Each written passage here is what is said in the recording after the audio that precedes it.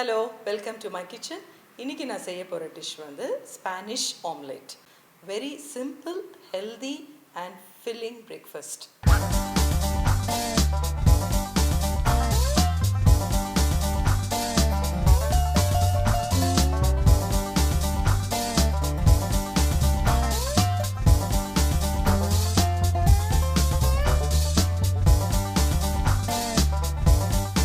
இதுக்கு தேவையான பொருட்கள் வந்து மூணே பொருட்கள் தான். உருளைக்கிழங்கு, வெங்காயம் அண்ட் எக்கு. அது தவிர நம்ம எப்போவுமே குக்கிங்க்கு யூஸ் பண்ணுற ஆயிலும் சால்ட்டும் பெப்பரும். 2 பெரிய வெங்காயம் எடுத்துக்கோங்க. அந்த 2 பெரிய வெங்காயம் வந்து நம்ம லாங் சைஸில் தின் ஸ்லைஸாக நம்ம கட் பண்ணிக்கலாம்.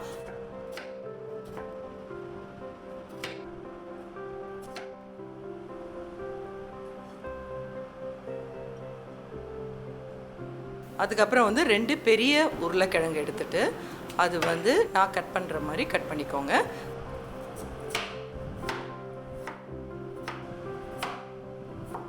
ரொம்ப தின்னாவும் இல்லாமல் திக்காவும் இல்லாமல் கட் பண்ணிக்கோங்க.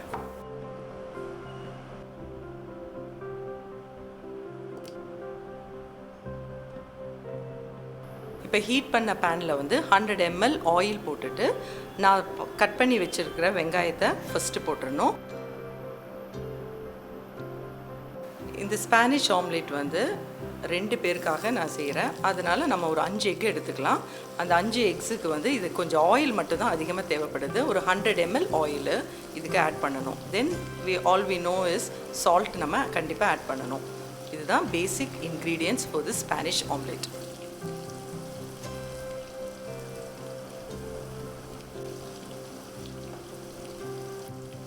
அது கொஞ்சம் வதங்கினதுக்கப்புறம் உருளைக்கிழங்கு கட் பண்ண உருளைக்கிழங்கையும் போட்டுட்டு நல்லா வந்து வதக்க விடணும். நம்ம சொல்கிறோம்ல ப்ரௌனிஷ் கலரில் வரணுன்ட்டு, அதுதான் கேரமலைசேஷன் அப்படிங்கிறாங்க அவங்க ஊரில். நம்ம வந்து சொல்கிறது வந்து ஒரு ப்ரௌனிஷ் கலர் வர வரைக்கும் நல்லா அது வதக்கணும். சிம்மில் வச்சுட்டு நம்ம வதக்கினான்னா ஒரு 10 to 15 minutes ஆகும்.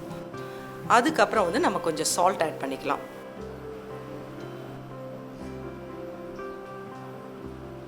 ஒரு பக்கம் வந்து வெங்காயமும் உருளைக்கிழங்கும் வந்து கேரமலைஸ் ஆகிட்டு இருக்குது. கேரமலைஸுங்கிறது வந்து ப்ரௌனிங் ப்ராசஸ் தான்.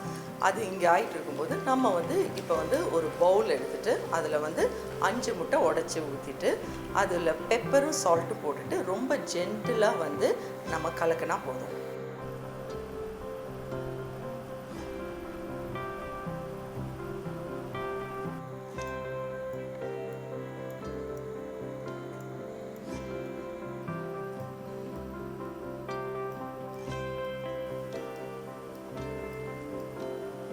பேன் வந்து இப்போ பார்த்தோன்னா நல்லா வந்து உருளைக்கிழங்கும் வெங்காயமும் நல்ல ப்ரௌன் கலரில் ஆயிடுச்சு.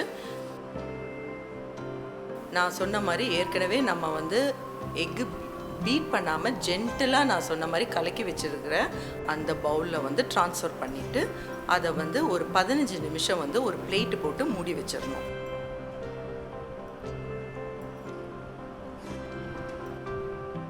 மூடி வச்சுட்டு ஒரு 15 நிமிஷத்துக்கு அப்புறம் தான் அது மறுபடியும் ஃப்ரைங் பேனில் நம்ம போடணும்.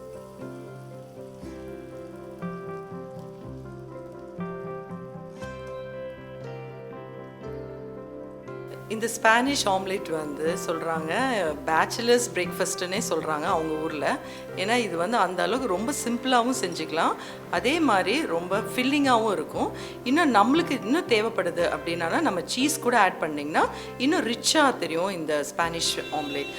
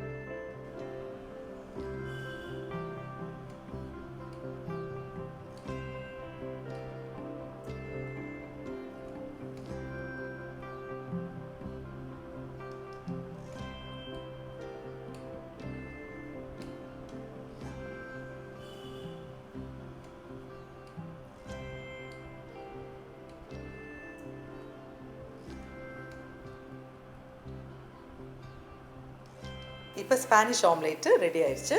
ரொம்ப சாஃப்டாக ஃப்ளஃபியாக இருக்கும். இது ரொம்ப சிம்பிள் பிரேக்ஃபாஸ்ட் கூட and moreover filling breakfast. So உங்களுக்கு இது பிடிச்சிருந்துச்சுன்னா you can post your comments and I will come in the future episodes.